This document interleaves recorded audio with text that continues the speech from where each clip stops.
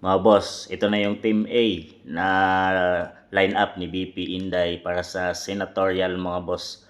At ang kanyang Vice President ay si Rodante Marcoleta. Ito na yung matitibay itong mga boss.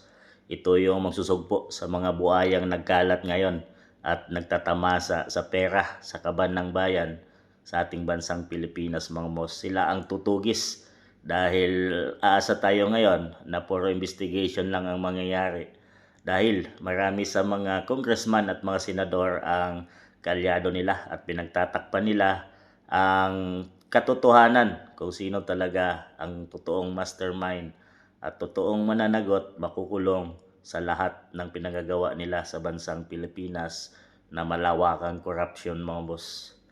Team A, yan, Kati Binag, Muka Oson, Ruina Guanzon, Malo Tiquia, Mike Defensor, Greco Belgica, Philip Salvador, Jingo Estrada, Chis Escudero, Joel Villanueva, Ferdinand Topacio, Jimmy Bundok. Ito yung mga taong ito mga boss ay naninindigan ngayon laban sa katiwalian ng mga gobyerno na sa ngayon ay talagang hawak at naghahari sila under PBBM administration. So kung ikaw ay kumakalaban sa administration, asahan mong gigipitin ka, iipitin ka at sasampahan ka ng samot-saring kaso para ikaw ay tumigil sa pagbabatikos. Pero ang mga taong ito mga boss ay hindi takot na labanan ang totoong nangyayari at isiwalat ang totoong nangyari sa ating bansang Pilipinas ngayon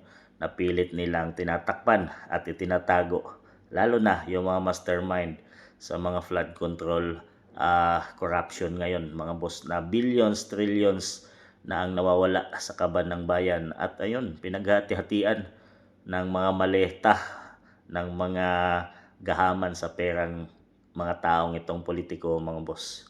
May Team B mga boss, yun kanilang pangalawang options. Greco Belchica, Jamie Bundok, Mike Defensor, yan, Rowena Guanzon, Richard Mata, Robin Padilla, yan, Romeo Pukis, yan, Vic Rodriguez, yan, Esther Lieto, Torion, at Philip Salvador mga boss. So, dito ay mayroon silang option 1, Team A, at mayroon second option, itong Team B, na asahan natin na siguradong makikita natin ito sa 2028 senatorial lineup ni under VP Inday Sara Duterte. At ito, ang mga taong ito ay ang tutugis at magpapakulong sa mga taong nagtatamasa ngayon sa pera ng mamamayang Pilipino. At sa 2028, asahan nating mangyayari yan mga boss. So kayong pagpipiliin, sino sa mga ito, Team A or Team B man, ang gusto ninyo na ipasok sa 2028 election at alisin na ang mga senador ngayon na walang ginawa at nahimik, tikom ang bibig sa pinagagawa ng administration. At ipalit natin tong mga ito mga boss dahil sila ang taong totoong nag-iingay at lumalaban sa katiwalian ng gobyerno. So kayo nang humusga mga boss.